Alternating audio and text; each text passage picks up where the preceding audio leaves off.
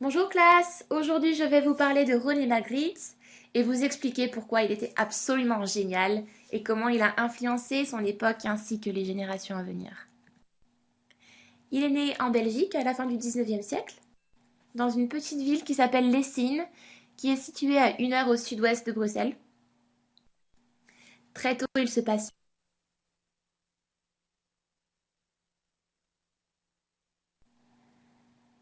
Jeune homme, il apprend le métier de peintre et à l'âge de 24 ans, il épouse Georgette Berger, qui est son amour d'enfance, et qu'il retrouve par hasard au Jardin botanique de Bruxelles. Pendant plusieurs années, pour gagner sa vie, il travaille comme dessinateur pour une usine de papier peint et il crée des affiches publicitaires tout au long de sa carrière. Voici deux photos de René et Georgette et une affiche publicitaire de l'usine de papier peint pour laquelle il travaillait.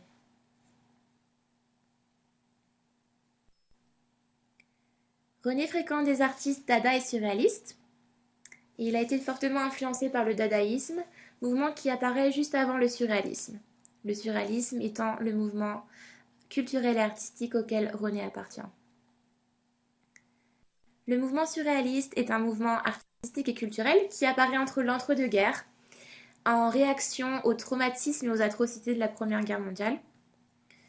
Le mouvement se caractérise par plusieurs choses. Tout d'abord la libération de l'esprit, le développement de l'imagination et de la puissance créatrice du rêve. Le mouvement visait aussi à libérer l'homme de ses contraintes matérialistes.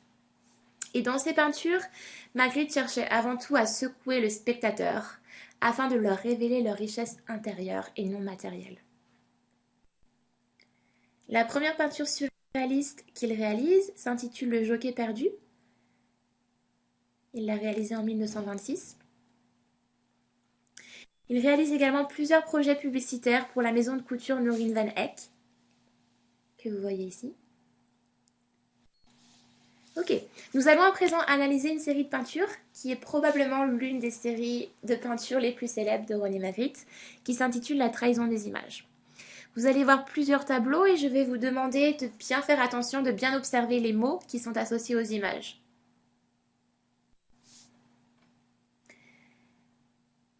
Donc, ce tableau s'intitule tout comme la série La trahison des images. C'est sans doute le tableau le plus célèbre de Magritte.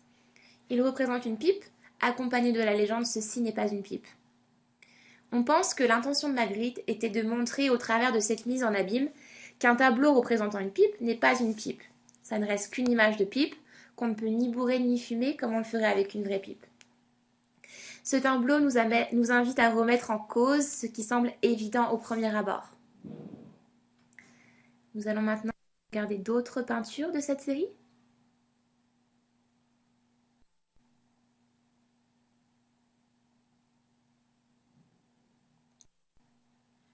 Donc, dans cette série d'images, le spectateur est amené à réfléchir sur les rapports entre l'objet, les objets de la vie quotidienne, leur identification, leur représentation, et également réfléchir sur la polysémie des mots et des images.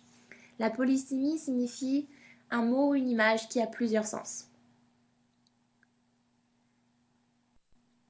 Donc l'œuvre de Magritte dans son ensemble est à la fois mystérieuse et familière puisqu'elle utilise des objets de notre environnement quotidien.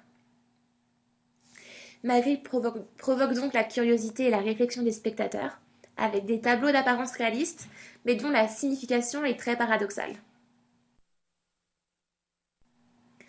Le spectateur est confronté à l'absurde, au saugrenu, à l'irrationnel.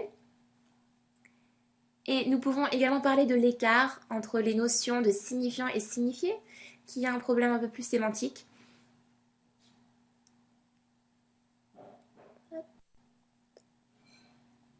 Le paradoxe de Magritte.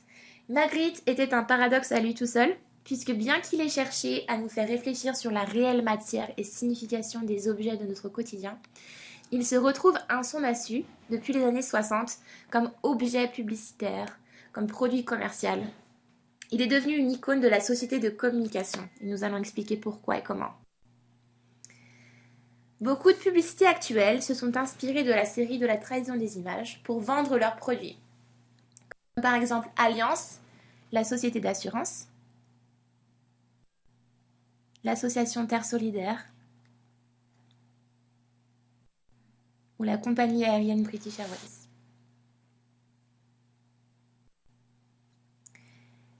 Magritte meurt à l'âge de 69 ans, après avoir mené une vie tranquille pendant laquelle il a peint plusieurs centaines de tableaux qui sont tous aussi fantastiques et poétiques les uns que les autres et que vous pouvez admirer dans le monde entier.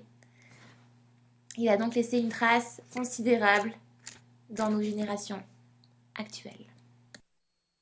Petit quiz très rapide. Qu'avez-vous retenu?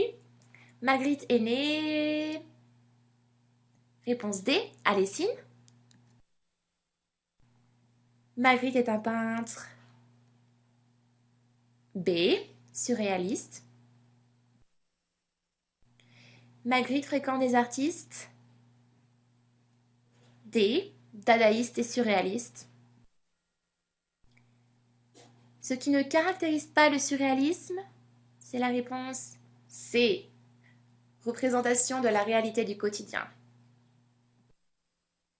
Et enfin, Magritte a intitulé l'une de ses séries de peintures, réponse C, la trahison des images. Enfin, je vous laisse mes sources et je vous invite fortement à consulter les sites internet qui sont vraiment très pédagogiques, ludiques et à voir. Je vous remercie beaucoup pour votre attention. Merci.